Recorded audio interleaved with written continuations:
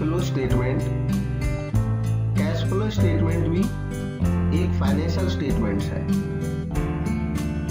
Companies act के तहत जो रिक्वायरमेंट होती है एक कंपनी को, उसमें 3 मेजर फाइनेंशियल स्टेटमेंट्स उसको अपने एनुअल स्टेटमेंट्स में बनाने होते हैं, तैयार करने होते हैं। एक होता है स्टेटमेंट ऑफ फाइनेंशियल पोजीशन यानी कि बैलेंस शीट, दूसरा होता है statement of profit and loss, और तीसरा महत्वपूर्ण जो स्टेटमेंट होता है फाइनेंशियल स्टेटमेंट वो होता है cash flow statement. Financial position statement company की फाइनेंशियल पोजीशन को बताता है कि एसेट क्या है, लायबिलिटीज क्या हैं। प्रॉफिट एंड लॉस या statement of profit and loss ये किसी कंपनी के अर्निंग कैपेसिटी को दिखाता है, और कैश फ्लो स्टेटमेंट किसी कंपनी की लिक्विडिटी की पोजीशन को बताता है। एक्चुअल में प्रॉफिट एंड लॉस अकाउंट से हम कंपनी की अर्निंग कैपेसिटी तो जान जाते हैं, हमें ये तो पता चल जाता है कितना प्रॉफिट हुआ है। उस प्रॉफिट के बेस पे हम डिसीजन ले सकते हैं कि हम कितना डिविडेंड डिस्ट्रीब्यूट करें, कितना नहीं करें। इसके अलावा हम ये डिसीजन ले सकते हैं कि फर्दर हम कोई ब्रांच स्टार्ट करें या नहीं करें। लेकिन जब तक हमें कैश के बारे में एक्यूरेट जानकारी नहीं होगी, हमारा कोई भी डिसीजन मजबूत नहीं होगा। अगर हम डिविडेंड बांट भी रहे हैं तो अल्टीमेटली हमें डिविडेंड में कैश ही देना पड़ेगा, चाहे जितना प्रॉफिट हुआ हो।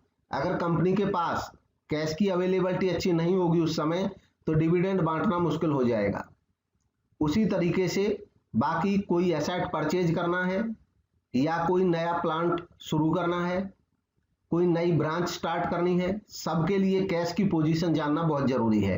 तो इसलिए कैश फ्लो स्टेटमेंट एक बहुत ही महत्वपूर्ण स्टेटमेंट होता है किसी संस्था के लिए। कैश फ्लो स्टेटमेंट मेनली हमको बताता है कि इनफ्लो क्या है कैश का और आउटफ्लो क्या है कैश का। कैश फ्लो स्टेटमेंट से हमें कैश के इनफ्लो और आउटफ्लो का पता चलता है, इसको हम एनालाइज कर पाते हैं। कैश का मतलब कैश फ्लो स्टेटमेंट में कैश और कैश इक्विवेलेंट से होता है, यानी कि कैश को तो हम कैश मानते ही हैं, और कैश जैसे जो आइटम होते हैं हमारे पास, जो सिक्योरिटीज होती हैं कैश के इक्विवेलेंट, उनको भी कैश फ्लो स्टेटमेंट में कैश ही माना जाता है। Cash flow statement AS 7 accounting standard 3 revised के अनुसार बनाया जाता है, और जो नया IFRS कन्वर्जेंट स्टैंडर्ड्स हैं उनमें इंड AS 7 भी इससे रिलेटेड है।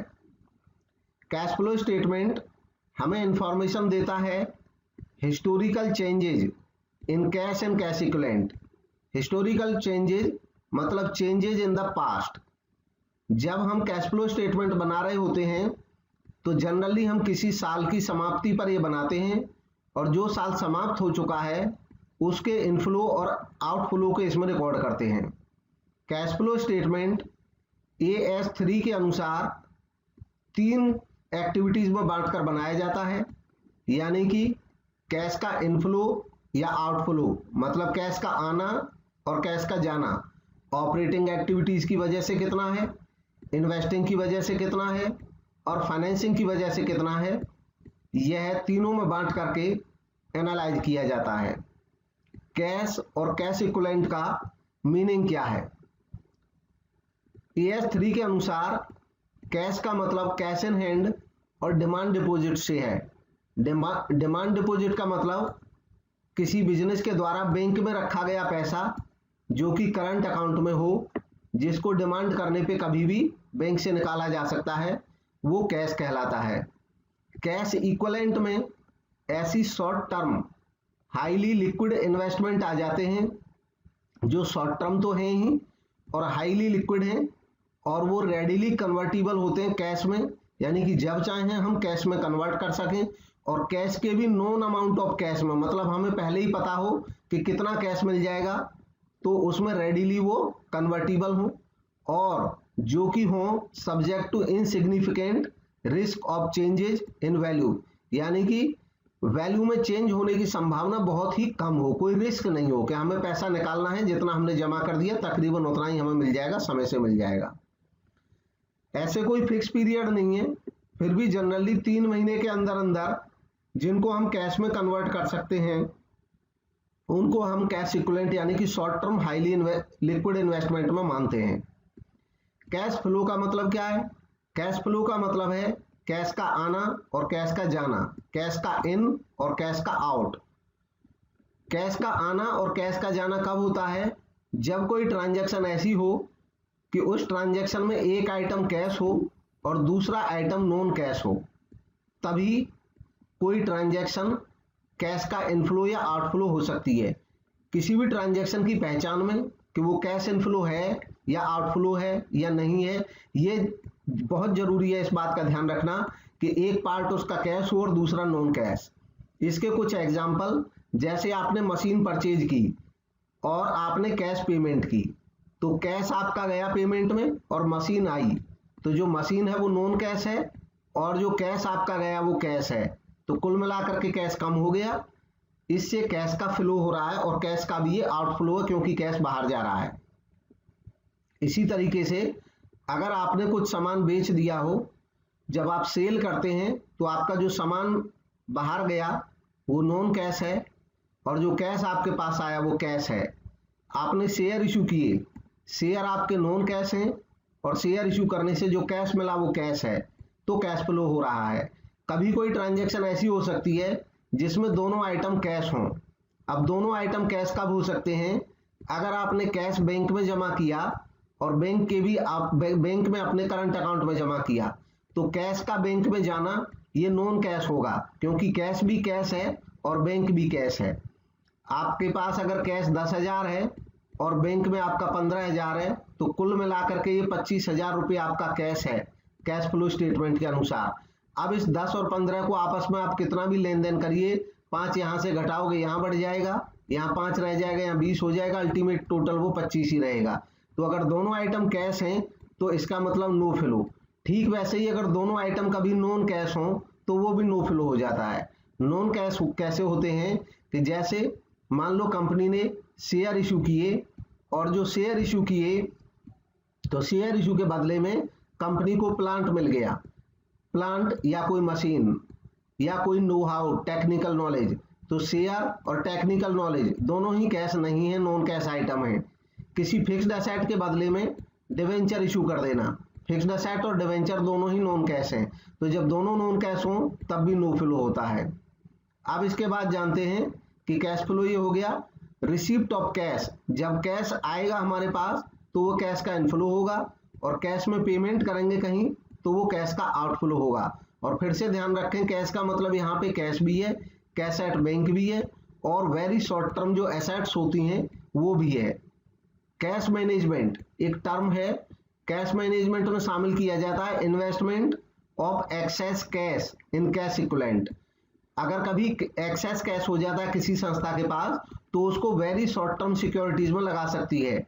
Very short term securities money market की ऐसी सिक्योरिटीज होती हैं जिनकी कन्वर्टेबिलिटी बहुत फास्ट होती है बिना किसी रिस्क के, तो उनको भी हम कैश ही मानते हैं और कैश इक्विवेलेंट का यानी कि कैश एंड कैश इक्विवेलेंट का वो हिस्सा रहते हैं। नेक्स्ट है classification of activity for the preparation of cash flow statement. Cash flow statement को प्रिपेयर करने के लिए हम कैश फ्लो को 3 तरह की एक्टिविटीज में बांट करके कैश का फ्लो जानते हैं। Operating activities, investing activities, financing activities. 3 activities में बांट करके हम कैश का इनफ्लो जानते हैं कि ऑपरेटिंग एक्टिविटी से कितना कैश का आना जाना हुआ, इन्वेस्टिंग एक्टिविटीज में कितना कैश का आना जाना हुआ और फाइनेंसिंग एक्टिविटीज में कितना आना जाना हुआ। इस टाइप का एक क्वेश्चन पूछा गया था DSSSB जुलाई 2018 में। एज पर AS3 cash flow can be classified into. AS3 के अनुसार कैश फ्लो क्लासिफाई किया जा सकता है, तो इसका जो सही जवाब है operating, investing, financing activities. Next topic है कैश फ्रॉम ऑपरेटिंग। अब इन तीनों एक्टिविटीज को एक एक करके समझेंगे। Cash flow from operating activities क्या होता है? ऑपरेटिंग एक्टिविटीज किसी बिजनेस की प्राइमरी या मेन रेवेन्यू जनरेटिंग एक्टिविटी होती हैं। मेन रेवेन्यू जनरेटिंग एक्टिविटी का मतलब हो गया, अगर किसी का फर्नीचर का बिजनेस है तो फर्नीचर बेचना उसका मेन रेवेन्यू जनरेटिंग एक्टिविटी है, फर्नीचर का बनाना और फर्नीचर का बेचना।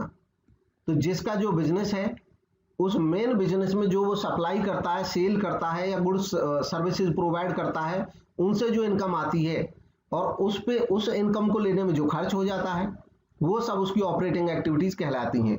ऑपरेटिंग एक्टिविटीज की खूबी होती है कि ये रूटीन नेचर की होती हैं, बार बार होती हैं, बिजनेस के लिए नेसेसरी होती हैं और हर बिजनेस के लिए ये काफी महत्वपूर्ण एक्टिविटीज होती हैं। Cash flow from operating activity एक संस्था की इंटरनल सोल्वेंसी लेवल को बताता है। इंटरनल सोल्वेंसी का मतलब हो गया कि यहाँ पे उस संस्था में इंटरनली जो कैश है वो सफिशिएंट है या नहीं है। कैश इनफ्लो ऑपरेटिंग एक्टिविटीज का जो होता है उसमें ऑपरेटिंग के इनफ्लो में क्या क्या आता है। मेजर आइटम है cash received from sale of goods and rendering services. अगर हमारा बिजनेस गुड्स बनाता है और बेचता है तो गुड्स का बनाना और बेचना ये कैश रिसीव्ड होगा हमारा कैश इनफ्लो। इसके बाद अगर हम सर्विस प्रोवाइडर हैं तो हमारा सर्विसेज प्रोवाइड करना और उनसे जो पैसा आएगा वो हमारा कैश इनफ्लो होगा ऑपरेटिंग एक्टिविटीज का। जनरली किसी बिजनेस के लिए रॉयल्टी रिसीव्ड होना, फीस प्राप्त करना, कमीशन प्राप्त करना और अन्य कोई रेवेन्यू जो इनके मुख्य बिजनेस से जुड़ी हो, वो सब कैश इनफ्लो ऑपरेटिंग के इनफ्लो माने जाते हैं। कैश आउटफ्लो ऑपरेटिंग एक्टिविटीज के, ऑपरेटिंग के जो आउटफ्लो होते हैं वो कौन कौन से होते हैं। ऑपरेटिंग के आउटफ्लो में cash payment to supplier for goods and services, जिनसे हम गुड्स या सर्विसेज खरीदते हैं उनको कैश पेमेंट करना। Cash payment to and on behalf of employees, हमारे एम्प्लॉइज की सैलरी, वेजेस या उनको जो भी हम पे करें काम करने के लिए, वो भी आउटफ्लो ऑपरेटिंग का रहता है। Cash payment to an insurance enterprise for premium and claims, annuities, other policy benefits, ये भी ऑपरेटिंग का आउटफ्लो माना जाएगा। Cash payment of income tax, अब यहाँ पे हालांकि एक बात है इनकम टैक्स की पेमेंट करना, जब तक ये पता नहीं हो कि ये टैक्स किस एक्टिविटी से रिलेटेड है तो उस टैक्स को हमेशा आउटफ्लो इसका ऑपरेटिंग का आउटफ्लो माना जाएगा। लेकिन अगर पता है कि ये टैक्स इन्वेस्टिंग एक्टिविटी से रिलेटेड है या फाइनेंसिंग से रिलेटेड है तो फिर इन्वेस्टिंग या फाइनेंसिंग में ही आएगा। कैश एडवांस या loan made by financial enterprise, कुछ एंटरप्राइज फाइनेंशियल होते हैं जैसे बैंक या एनबीएफसी, म्यूचुअल फंड, ऐसी संस्थाएं अगर एडवांस लेती हैं या देती हैं, लोन लेती हैं या देती हैं, तो क्योंकि इनका मेन कारोबार यही होता है फाइनेंस का लेन देन करना, इसलिए ये इनकी ऑपरेटिंग एक्टिविटीज में शामिल आ जाएंगे। अब cash flow from operating activities का एक जनरल रूल है कि ऑपरेटिंग एक्टिविटीज में वो सारी एक्टिविटी आती हैं जो बिजनेस की मेन रेवेन्यू जनरेटिंग एक्टिविटी हैं। Main revenue generating activity transport के बिजनेस के लिए ट्रांसपोर्ट होगी, कपड़े के बिजनेसमैन के लिए कपड़ा बेचना होगी, फर्नीचर के व्यापारी के लिए फर्नीचर बनाना और बेचना होगी। तो जैसा बिजनेस वैसी उसकी ऑपरेटिंग एक्टिविटी। अब नेक्स्ट है cash from investing activity. Cash from investing activities को AS3 में बताया गया है कि ऐसी एक्टिविटी जो रिलेटेड हो acquisition and disposal of long term asset in other investment not included in cash equivalent, ऐसे इन्वेस्टमेंट जो कैश इक्विवेलेंट का हिस्सा नहीं है, वैसे इन्वेस्टमेंट और लॉन्ग टर्म एसेट्स इनका खरीदना और बेचना ये इन्वेस्टिंग में आ जाता है। इन्वेस्टिंग एक्टिविटीज में purchase and sale of long term asset यानी कि फिक्स्ड एसेट, बिल्डिंग का खरीदना बेचना, प्लांट का खरीदना बेचना, ये सब इन्वेस्टिंग एक्टिविटी का हिस्सा है। जो बेचना, जब हम इनको बेचेंगे तो कैश आएगा, वो इनफ्लो हो जाएगा इन्वेस्टिंग का इनफ्लो। और अगर हम इन एसेट्स को, फिक्स्ड एसेट को खरीदेंगे या लॉन्ग टर्म इन्वेस्टमेंट खरीदेंगे तो पैसा जाएगा यानी कि आउटफ्लो हो जाएगा कैश का। ट्रांजैक्शंस जिनमें लॉन्ग टर्म इन्वेस्टमेंट इन्वॉल्व हो वो भी इन्वेस्टिंग एक्टिविटीज की होती हैं। इससे रिलेटेड एक क्वेश्चन आया हुआ है एनवीएस में, received from sale of machinery will be shown under cash flow from. तो मशीनरी बेच करके जो कैश आएगा, अब ये इन्वेस्टिंग का हिस्सा होता है, फिक्स्ड एसेट है मशीनरी, तो इसका जो सही जवाब है वो इन्वेस्टिंग एक्टिविटीज हो जाएगा। नेक्स्ट है cash from financing activity. Cash from financing activity का मतलब AS3 के अनुसार ऐसी एक्टिविटी फाइनेंसिंग एक्टिविटीज में होंगी जिनका परिणाम change in size in composition of owners capital, owner की कैपिटल, इवन ओनर की कैपिटल ही नहीं, जो लोन कैपिटल है वो भी इसमें दिया हुआ है कि जो लोन है, डेट है, लॉन्ग टर्म डेट, इनमें अंतर आना, कम होना या ज्यादा होना, ये फाइनेंसिंग एक्टिविटी है। कम होना या ज्यादा होना का मतलब हो गया इश्यू ऑफ शेयर, डिवेंचर या लोन लेना। तो ऐसा करने से, इश्यू करने से कैश आता है तो वो फाइनेंसिंग का इनफ्लो हो जाएगा। और इनकी रीपेमेंट करना, शेयर्स का बाईबैक करना, डिवेंचर्स को रिडीम करना, लोन की रीपेमेंट करना, ऐसा करने से आउटफ्लो हो जाएगा फाइनेंसिंग का। और शेयर्स पे डिविडेंड देना, पे करना, और डिवेंचर्स पे इंटरेस्ट देना या लोन पे इंटरेस्ट देना, ये भी आउटफ्लो होता है फाइनेंसिंग का ही। इससे रिलेटेड एक क्वेश्चन ये आया हुआ है एनवीएस में, issue of preference shares. Preference share का इश्यू क्या होगा? तो प्रेफरेंस शेयर अभी देखा हमने, cash flow from financing activities, और कैश फ्लो का भी ये इनफ्लो होगा क्योंकि प्रेफरेंस शेयर इश्यू करने से कैश आएगा। तो ये मेजर जो आइटम्स थे, अक्सर जो कंपटीशन एग्जाम्स में पूछे जाते हैं उनको केवल इसमें कवर करेंगे। कैश फ्लो स्टेटमेंट का अगर एक फॉर्मेट हम देखें तो ये बनता कैसे है, 3 तरह की एक्टिविटीज में। Cash flow from operating activities, कि ऑपरेटिंग एक्टिविटीज से कितना आ गया। मान लो हमने सारी ऑपरेटिंग एक्टिविटी अलग अलग चेक कर ली और हमें पता चला कि सभी ऑपरेटिंग एक्टिविटीज से कुल मिलाकर के मान लीजिए 10,000 का इनफ्लो हुआ। इनफ्लो को पॉजिटिव दिखाते हैं, आउटफ्लो हो जाए तो नेगेटिव होता है।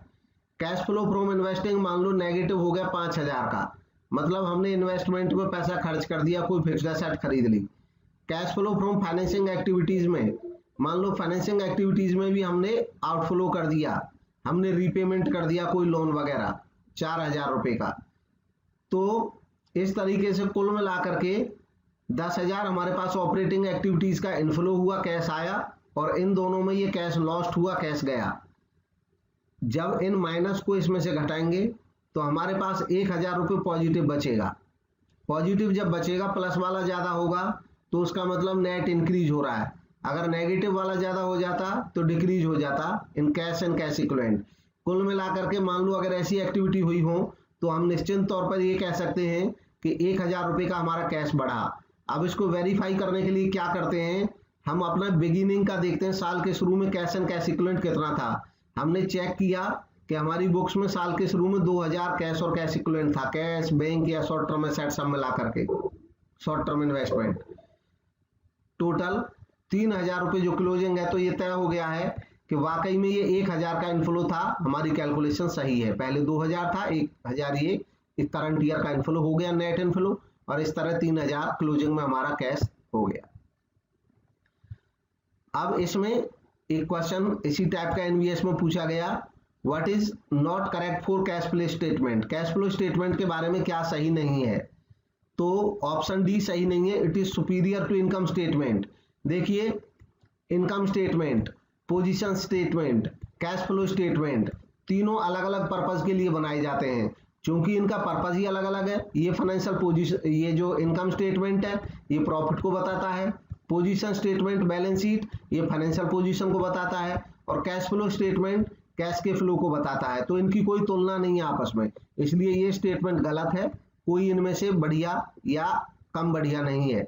बाकी तीनों स्टेटमेंट कैश फ्लो के बारे में सही है। ये प्रोवाइड करता है information about source and application of cash. अभी हमने देखा कि ये अलग अलग सोर्सेज और एप्लीकेशंस को बताता है हमें, कैश का सोर्स क्या है, कहाँ से आया, और यूज कहाँ हुआ, अप्लाई कहाँ हुआ cash. It helps to know liquidity position. Cash flow statement से हमें कैश पोजीशन पता चलती है, और कैश, किसी बिजनेस की जो कैश पोजीशन है वही लिक्विडिटी पोजीशन भी कहलाती है।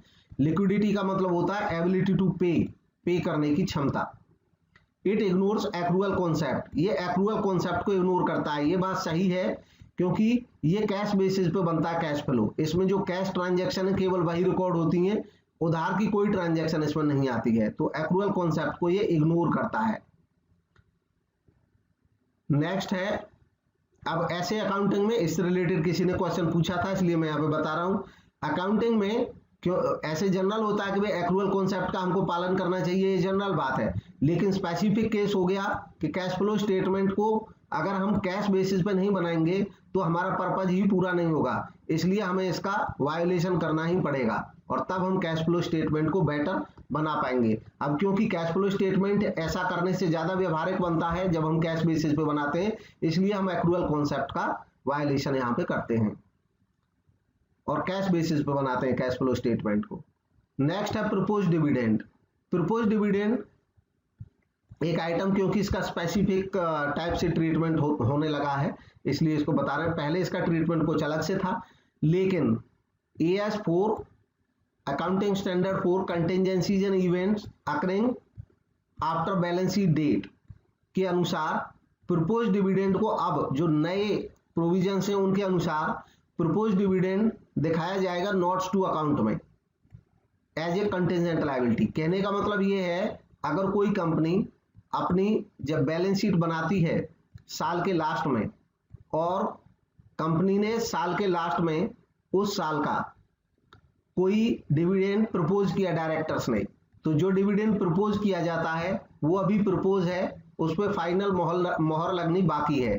तो क्योंकि वो प्रपोज है और शेयर होल्डर्स की मीटिंग में उस पर मोहर लगेगी, तो जब तक शेयर होल्डर्स की मीटिंग नहीं हो जाती है तब तक ये प्रपोज ही रहेगा, ये तय नहीं है कि इतना डिविडेंड दिया ही जाएगा, क्योंकि शेयर होल्डर्स मीटिंग में इसको कम भी करवा सकते हैं। शेयर होल्डर बढ़वा नहीं सकते हैं इसको डिविडेंड को कभी भी डिस्ट्रीब्यूशन को, लेकिन कम करवा सकते हैं।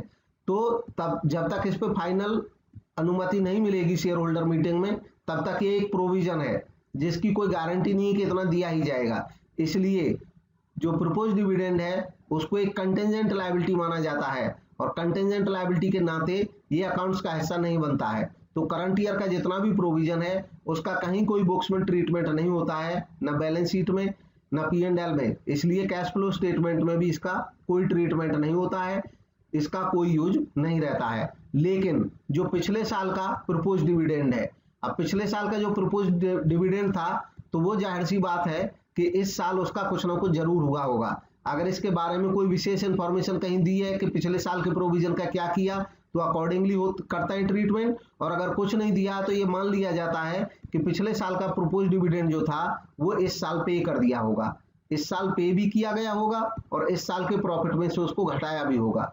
तो जो पिछले साल का प्रपोज डिविडेंड होता है उसका ट्रीटमेंट कैश फ्लो में करते हैं करंट ईयर में।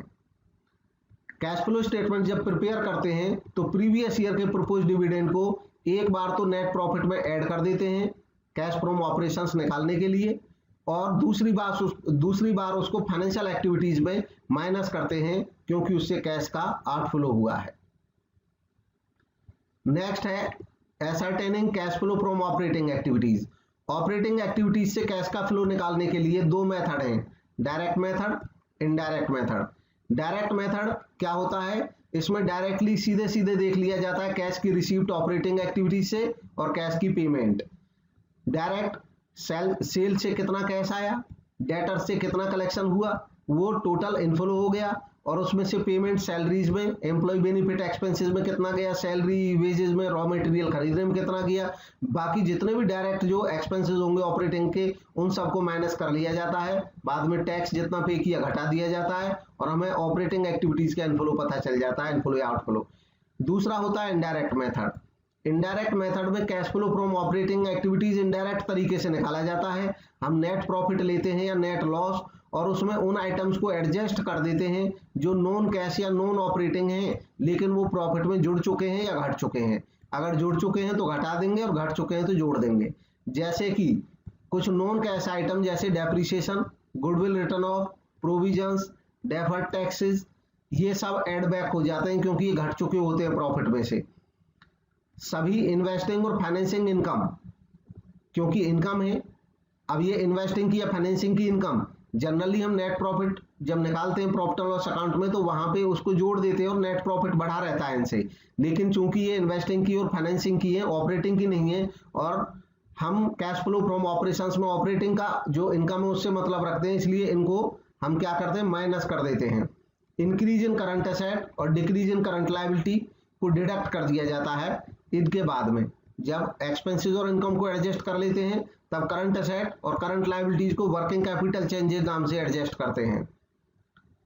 इंक्रीज इन करंट लायबिलिटी और डिक्रीज इन करंट एसेट इसको एड अप कर दिया जाता है। इसका ये फॉर्मेट है, इससे अलग से बाद में बता देंगे। ये टॉपिक पूरा करके ना लास्ट में, अभी याद दिला देना, जब मैं बोलूंगा ये सारा टॉपिक खत्म करने के बाद तो समझा देंगे। ठीक, इस प्रोसेस को कंटिन्यू करता हूं मैं। अभी प्रपोज डिविडेंड वो बता दूंगा, वो अलग से मैटर है एक, इसलिए अलग से समझा। ऑपरेटिंग एक्टिविटीज इनडायरेक्ट मेथड से जब बनाते हैं तो उसमें हम इनडायरेक्टली ऑपरेटिंग एक्टिविटीज का कैश फ्लो जानते हैं। दरअसल इनडायरेक्ट मेथड से बनाते हैं तो प्रॉफिट एंड लॉस अकाउंट का नेट प्रॉफिट लेके चलते हैं। अब नेट प्रॉफिट हम जानते हैं कि P&L अकाउंट में जो नेट प्रॉफिट बनता है वो एक्रूअल बेसिस पे बनता है, एक्रूअल बेसिस पे, यानी कि कैश बेसिस पे नहीं बनता, और कैश फ्लो कैश बेसिस पे बनता है। तो इस कारण से हमें नेट प्रॉफिट में कुछ एडजस्टमेंट करनी पड़ती हैं ताकि हम उसको कैश बना सकें। एडजस्टमेंट मतलब जो नॉन कैश आइटम वहां पे घट गए थे उनको हमें जोड़ना है, और जो नॉन कैश आइटम वहां पे जुड़ गए थे उनको हमें लेस करना है, पहली बात। दूसरी बात, प्रॉफिट एंड लॉस अकाउंट में एक्रूअल और कैश का तो रहता ही अंतर। दूसरा, नेट प्रॉफिट में जो प्रॉफिट निकाला जाता है उसमें चाहे इन्वेस्टिंग का खर्चा हो, चाहे कोई फाइनेंस का खर्चा हो या इनकम हो, सब शामिल रहते हैं। कैश फ्लो फ्रॉम ऑपरेटिंग में हमें कैश फ्लो तो चाहिए और वो भी केवल ऑपरेटिंग का चाहिए अभी। तो जो नॉन कैश और नॉन ऑपरेटिंग जो होते हैं उनको भी एडजस्ट करना होता है। नॉन ऑपरेटिंग का मतलब हो गया जो या तो इन्वेस्टिंग के खर्चे हैं या इन्वेस्टिंग की इनकम है, या फाइनेंसिंग के खर्चे हैं या फाइनेंसिंग की इनकम है, तो उनको भी एड बैक और लेस बैक करते हैं। मैं एक एक आइटम यहाँ पे बताता हूँ क्यों एड लेस कर रहे हैं। ये प्रॉफिट आ गया हमारा प्रॉफिट एंड लॉस अकाउंट के अनुसार, उसको हम सही कर रहे हैं। सही मतलब हम उसको कैश फ्लो फ्रॉम ऑपरेटिंग निकाल रहे हैं, तो ऐड कर देंगे डेप्रिसिएशन, क्योंकि डेप्रिसिएशन प्रॉफिट में घटा हुआ है जबकि डेप्रिसिएशन एक नॉन कैश खर्चा है, इसलिए इसको ऐड कर रहे हैं। गुडविल रिटर्न ऑफ जो है, गुडविल रिटर्न ऑफ ये एक नॉन कैश लॉस है, इसलिए इसको भी ऐड कर रहे हैं। इंटरेस्ट पेड, इंटरेस्ट जो पे किया जाता है वो इंटरेस्ट अगर हमने लोन पे या डिवेंचर्स पे किसी पे भी दिया है तो इसका मतलब होता है कि ये फाइनेंसिंग का खर्चा है, तो ये भी नॉन ऑपरेटिंग हो गया, इसलिए इसको ऐड कर रहे हैं। इसके अलावा अन्य ऐसे जितने भी आइटम होंगे वो सब ऐड होंगे। ठीक, लेस में भी हम वैसे ही करते हैं। डिविडेंड रिसीव्ड, डिविडेंड का प्राप्त होना इन्वेस्टिंग का इनफ्लो होता है, मतलब ये नॉन ऑपरेटिंग इनफ्लो है, इसलिए इसको यहां से हटा रहे हैं क्योंकि ये जुड़ा हुआ है। नेट प्रॉफिट जब P&L हम बनाते हैं तो उसमें जोड़ लेते हैं ऐसी इनकम को भी। Profit on sale of fixed asset, fixed asset बेचने पे कोई प्रॉफिट हुआ तो वो इन्वेस्टिंग का है, इन्वेस्टिंग एक्टिविटी का है, इसलिए उसको भी हम नॉन ऑपरेटिंग का मान करके माइनस कर रहे हैं। ऐसा करने से हमने जितने भी नॉन कैश और नॉन ऑपरेटिंग आइटम थे वो एड बैक और लेस बैक कर दिए, और हमारे पास जो नेट प्रॉफिट था वो कुछ सुधार करके ऑपरेटिंग का प्रॉफिट आ गया। अब ऑपरेटिंग का प्रॉफिट तो आ गया, लेकिन ये अभी ऑपरेटिंग कैश नहीं बना पूरी तरह से।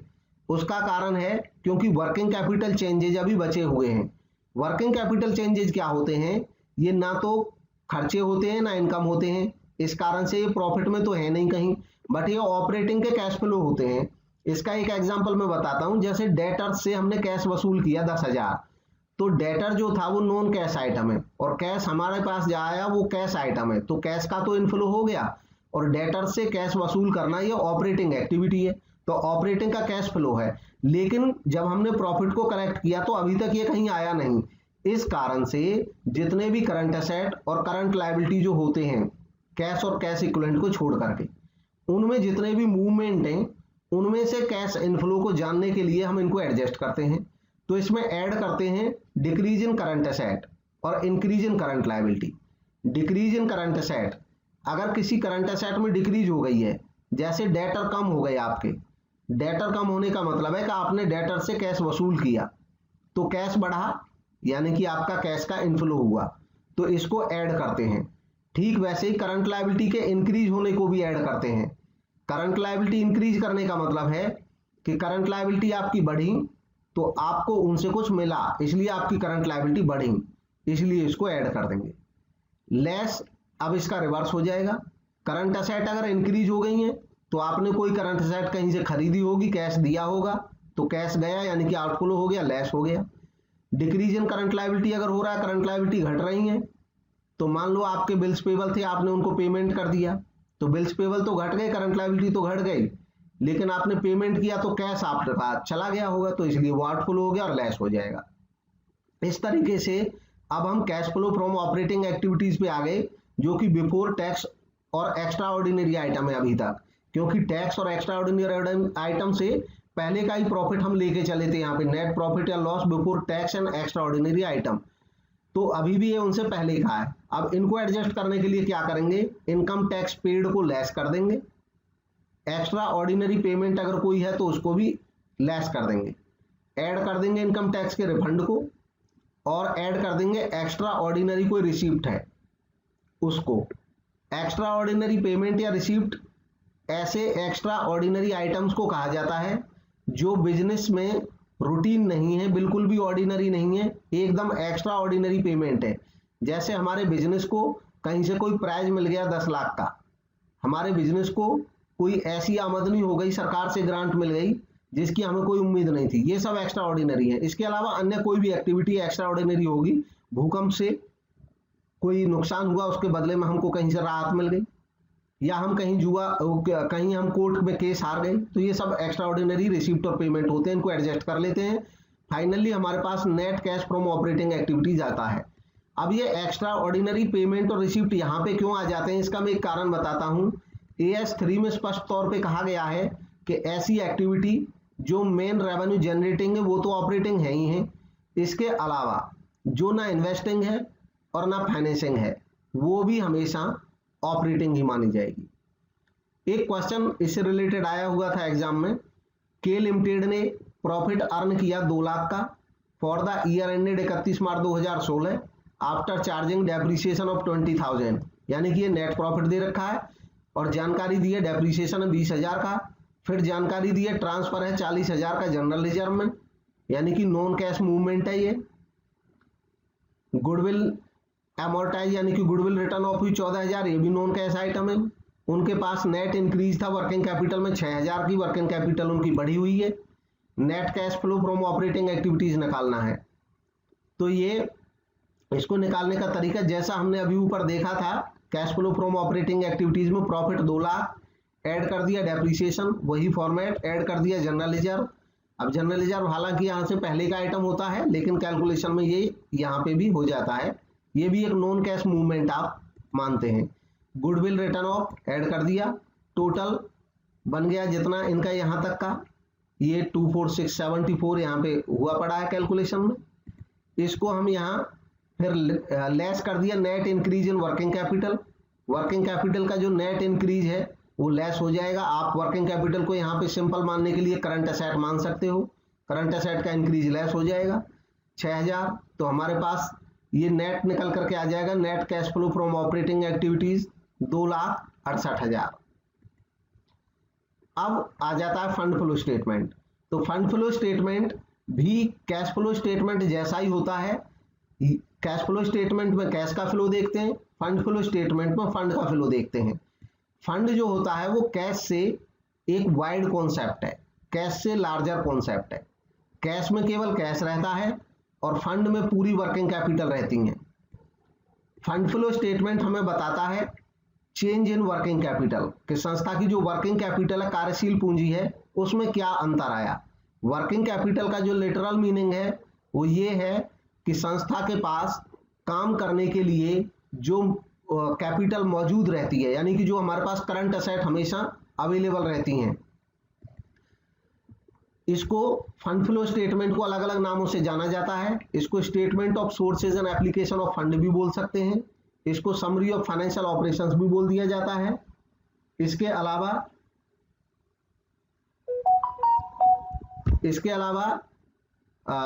Where got and where gone statement भी कहते हैं। Statement of changes in working capital भी इसी को कहते हैं। फंड फ्लो स्टेटमेंट में फंड का मतलब होता है for purpose of fund flow statement. Fund flow statement के पर्पज में फंड का मतलब होता है net working capital. Working capital को ही फंड कहा जाता है। वर्किंग कैपिटल के दो कॉन्सेप्ट हैं, ग्रॉस वर्किंग कैपिटल और net working capital. Gross working capital का मतलब होता है जो हमारे पास टोटल करंट एसेट है। जैसे मान लो मेरा बिजनेस है और मेरे पास कैश, स्टॉक, मेरे डेटर्स, कैश एट बैंक मिलाकर के 50,000 हैं, तो मैं कहूंगा कि 50,000 मेरे पास ऐसा पैसा है जो वर्किंग के लिए उपलब्ध है, कभी भी पेमेंट कर सकता हूं मैं, ये पैसा करंट में रहता है मेरे पास। लेकिन ये ग्रॉस कॉन्सेप्ट है। अगर मैं ये जानना चाहूं कि वाकई में मेरे पास पेमेंट के लिए कितना मौजूद रहता है, तो करंट लायबिलिटी इसमें से माइनस करनी पड़ेगी, क्योंकि करंट लायबिलिटी जैसे मेरी करंट एसेट है, कभी भी मेरे को पैसा उनसे मिल जाता है, ठीक वैसे मेरी करंट लायबिलिटी है, वो कभी भी पैसा मांग सकती है मुझसे। तो वास्तव में जो शुद्ध कार्यशील पूंजी होती है जिसके ऊपर मैं गेम खेल सकता हूं, वो करंट एसेट में से करंट लायबिलिटी घटाने के बाद आएगी। जैसे मेरी करंट एसेट मैंने टोटल करी, टोटल 50,000 है, और पता चला कि मेरा बैंक ओवरड्राफ्ट है 10,000 का, तो मैं कहूंगा वो तो मेरे को जल्दी ही देना पड़ेगा। तो वास्तव में जो बचा हुआ 40,000 है वही मेरी नेट वर्किंग कैपिटल है, और नेट वर्किंग कैपिटल को ही फंड कहा जाता है फंड फ्लो स्टेटमेंट में। फ्लो ऑफ फंड का मतलब क्या है? फ्लो ऑफ फंड का मतलब हो गया फंड का आना और फंड का जाना, या इसको हम वर्किंग कैपिटल का बढ़ना और वर्किंग कैपिटल का घटना भी कह सकते हैं, तो एक ही बात है। फ्लो ऑफ फंड कब होगा? जैसे कैश फ्लो में हमने जाना था कि कैश का फ्लो कब होगा, वैसे ही फंड का फ्लो कब होगा। फंड का फ्लो तब होगा जब एक आइटम करंट होगा और दूसरा आइटम नॉन करंट होगा। अब ये करंट एसेट भी हो सकता है, करंट लायबिलिटी भी हो सकता है, नॉन करंट एसेट भी हो सकता है, नॉन करंट लायबिलिटी भी हो सकता है। इसके कुछ एग्जांपल मैं बताता हूं। जैसे फिक्स्ड एसेट परचेज की, फिक्स्ड एसेट नॉन करंट है, और परचेज करने में अगर हमने कैश पेमेंट की है तो जो कैश गया वो करंट आइटम है, तो ये फंड का फ्लो हुआ। अब है नो फ्लो ऑफ फंड। कुछ ऐसी ट्रांजैक्शन है जिनसे फ्लो का फंड का फ्लो नहीं होगा। कब नहीं होगा? अगर दोनों करंट आइटम है, चाहे वो एसेट हो या लायबिलिटी हो, कोई भी हो, अगर वो दोनों करंट है। जैसा इनका एक एग्जांपल हमने रखा है कि payment made to creditor in cash, creditor को हमने कैश में पेमेंट कर दी, तो जो कैश है वो भी करंट है और जो क्रेडिटर है वो भी करंट है। इन दोनों में आपस में ट्रांजैक्शन होने से फंड में कोई अंतर नहीं आएगा। कैश फ्लो में अंतर आ सकता था, कैश के समय की बात है वो, लेकिन फंड में कोई अंतर नहीं आएगा। इसको चेक करके देख सकते हैं। जैसे मान लो 1 लाख कैश है मेरे पास, मैंने 10,000 के क्रेडिटर थे मेरे, उनको पे कर दिया। तो जब मैं पे नहीं कर रहा था तब अगर मैं वर्किंग कैपिटल निकालता तो कैश 1 लाख में से क्रेडिटर 10,000 घटाता तो 90,000 आते। अगर मैंने अपने कैश 1 लाख में से 10,000 के क्रेडिटर पे कर दिए तो क्रेडिटर 0 हो गए और मेरा कैश भी 1 लाख से 90,000 हो गया, तो अभी भी मेरी वर्किंग कैपिटल 90,000 ही है, पहले भी 90,000 थी। फिर से कैलकुलेट करके देख लें आराम से एग्जाम्पल लेकर के। अगर दोनों नॉन करंट आइटम है, चाहे वो फिक्स्ड एसेट हो या फिक्स्ड लायबिलिटी हो, अगर दोनों आपस में नॉन करंट है किसी ट्रांजैक्शन में, तब भी कोई फंड का फ्लो नहीं होगा। इसका एग्जांपल है बिल्डिंग परचेज की और पेमेंट डिवेंचर से कर दी, कोई फ्लो नहीं होगा फंड का, दोनों ही नॉन करंट है। यानी कि किसी भी करंट एसेट पे या करंट लायबिलिटी पे कहीं कोई अंतर पड़ नहीं रहा है। बिल्डिंग परचेज और पेमेंट शेयर से कर दी, बिल्डिंग खरीदी और शेयर में पेमेंट कर दी, दोनों ही नॉन करंट आइटम है, कहीं फंड पे कोई अंतर नहीं पड़ रहा है, तो नो फ्लो होगा। एक इससे रिलेटेड क्वेश्चन आया हुआ है, acquiring A machinery for long term use by selling A part of building will result in dash in A fund flow statement. एक मशीनरी खरीदना बेच करके बिल्डिंग को, यानी कि मशीनरी खरीदी और बिल्डिंग बेच दी, दोनों ही ये नॉन कैश हैं, नॉन करंट हैं, दोनों ही नॉन करंट हैं, तो इसलिए नो फ्लो ऑफ फंड होगा, कोई फंड का फ्लो नहीं होगा। अब जब हम फंड फ्लो स्टेटमेंट बनाते हैं तो फंड फ्लो स्टेटमेंट बनाने से पहले schedule of changes in working capital बनाया जाता है, यानी कि जो वर्किंग कैपिटल का चेंज है उसको बनाते हैं, जिससे हमें यह पता चल जाए वर्किंग कैपिटल का कितना बढ़ना या घटना हुआ है, क्योंकि फंड भी वर्किंग कैपिटल ही होता है। Schedule of changes in working capital तैयार करते हैं फंड फ्लो स्टेटमेंट से पहले। इसको तैयार करने का तरीका है, करंट एसेट और करंट लायबिलिटी की 2 पीरियड की लेते हैं और उनकी तुलना करते हैं। रूल है शेड्यूल को प्रिपेयर करने का, increase in A current asset का बढ़ना फंड का बढ़ना होगा, यानी कि वर्किंग कैपिटल का बढ़ना होगा। देखिए करंट एसेट अगर बढ़ी तो current asset minus current liability working capital होती हैं। अगर मान लो किसी बिजनेस की करंट लायबिलिटी 0 है तो केवल करंट असेट ही वर्किंग कैपिटल बन जाएंगी। करंट असेट जब बढ़ेंगी तो इसका मतलब वर्किंग कैपिटल बढ़ रही है, करंट असेट घटेगी तो वर्किंग कैपिटल घट रही है। करंट लायबिलिटी अगर इंक्रीज होगी तो ये हमारी करंट असेट को कम कर देगी, यानी कि वर्किंग कैपिटल को कम कर देगी। तो करंट असेट का इंक्रीज होना वर्किंग कैपिटल को कम करेगा और करंट लायबिलिटी का इंक्रीज होना वर्किंग कैपिटल को कम करेगा और करंट लायबिलिटी का डिक्रीज होना वर्किंग कैपिटल को बढ़ाएगा।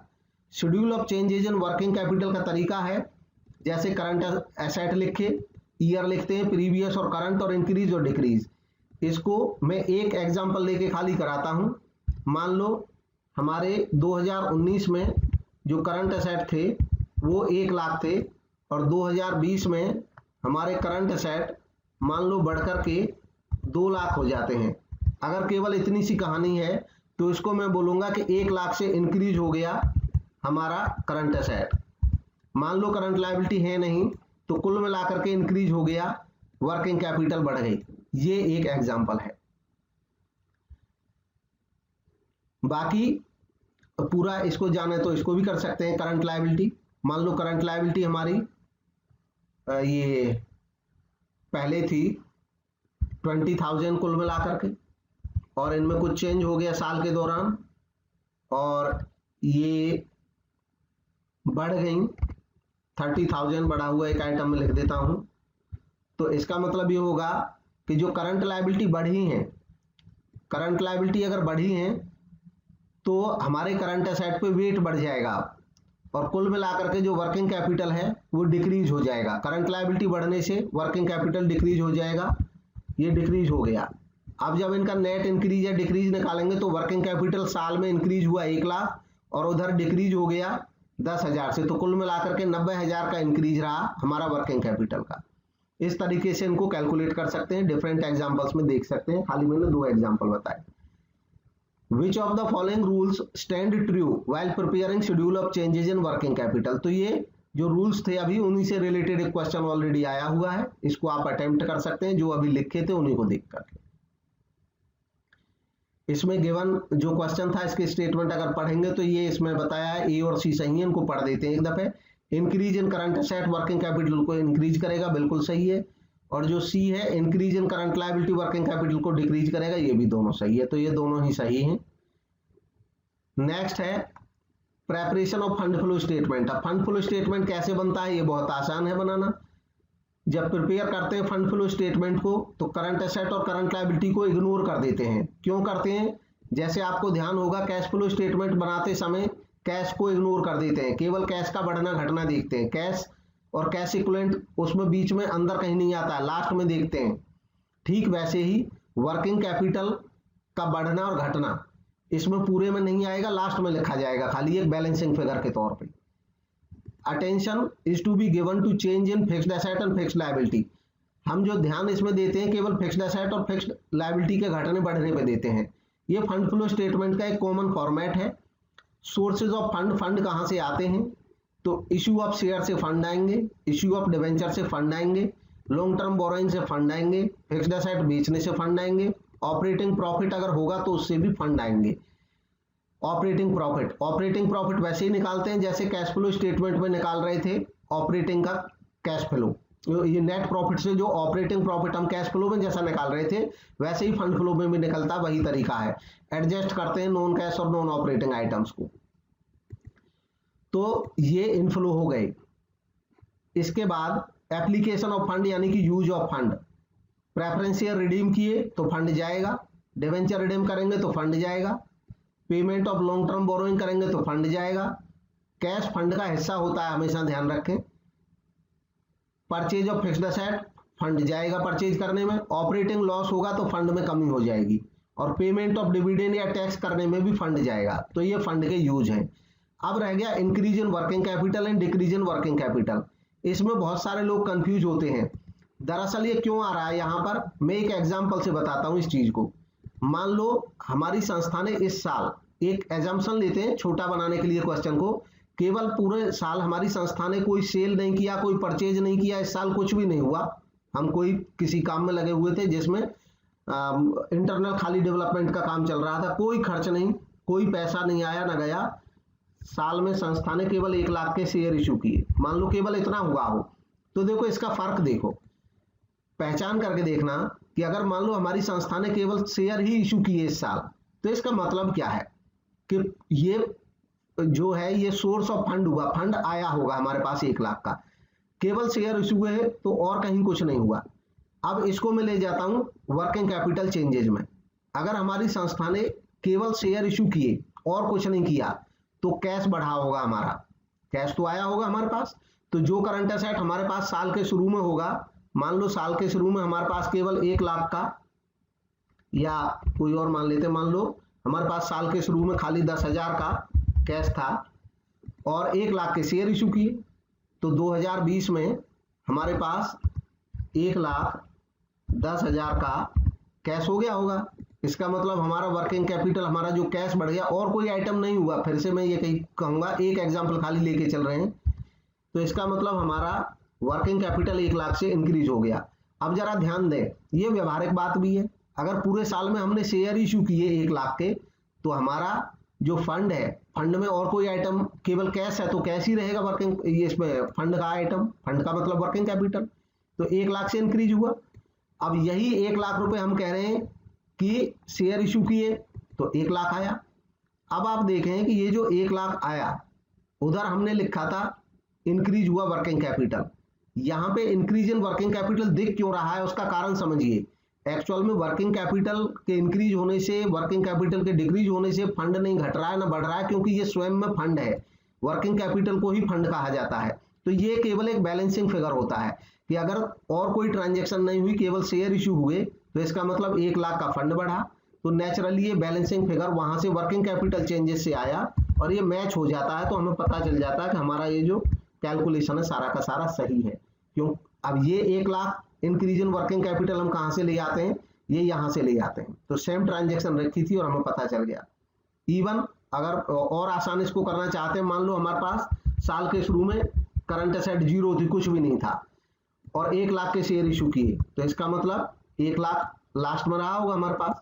साल के शुरू में 0 था हमारे पास कैश, केवल इस साल खाली शेयर इशू हुए 1 लाख का, तो 1 लाख का इंक्रीज हुआ फंड हमारा, कैश, कैश मतलब फंड, कैश भी फंड का पार्ट होता है। हमने क्योंकि एक ही एग्जांपल लिया कि केवल कैश है हमारे पास इस साल और कुछ नहीं है, तो वही हमारा फंड है, वही हमारी वर्किंग कैपिटल है। तो इसको चेक करके देख लें। अब इसको मैं बताना क्या चाह रहा हूं, कुछ लोग क्या करते हैं कि यहाँ पे इंक्रीज इन वर्किंग कैपिटल लिखा होने से वो ये सोचते हैं कि ये एप्लीकेशन ऑफ फंड है। ये एप्लीकेशन ऑफ फंड नहीं है, फंड मतलब वर्किंग कैपिटल, ये बैलेंसिंग फिगर है। एप्लीकेशन या यूजेज जो बाकी आइटम जो यहां तक के दिख रहे हैं, इससे ये वाले, ये इनसे, ये हमारे सोर्स ऑफ फंड है, और ये जो आइटम दिख रहे हैं यहां तक के, ये हमारे एप्लीकेशन ऑफ फंड है। ये केवल एक बैलेंसिंग फिगर होता है, डिक्रीज इन वर्किंग कैपिटल या इंक्रीज इन वर्किंग कैपिटल। इससे रिलेटेड एक क्वेश्चन आया हुआ है DSSSB में, decrease in the working capital is connected with, working capital में डिक्रीज कनेक्टेड है किससे, तो इसका सही ऑप्शन है एप्लीकेशन ऑफ फंड से, और decrease in working capital application of fund से रिलेटेड है। अब यहाँ पे देखें, यहाँ पे अब लोग देखेंगे वो कंफ्यूज हो रहे थे कुछ लोग कि डिक्रीज इन वर्किंग कैपिटल तो सोर्सेज ऑफ फंड में आ रहा है, तो ये केवल बैलेंसिंग फिगर है। एप्लीकेशन ऑफ फंड, मान लो पूरे साल में आपने प्रेफरेंस शेयर रिडीम किए होते 50,000 के, तो वही 50,000 की वजह से आपका फंड डिक्रीज हो गया होगा। इसको और बेटर समझने के लिए फंड को हम पहले ही जान चुके हैं कि फंड का मतलब वर्किंग कैपिटल, तो एप्लीकेशन ऑफ फंड मतलब यूज ऑफ फंड मतलब यूज ऑफ वर्किंग कैपिटल, इसलिए इसका सही जवाब एप्लीकेशन ऑफ फंड है।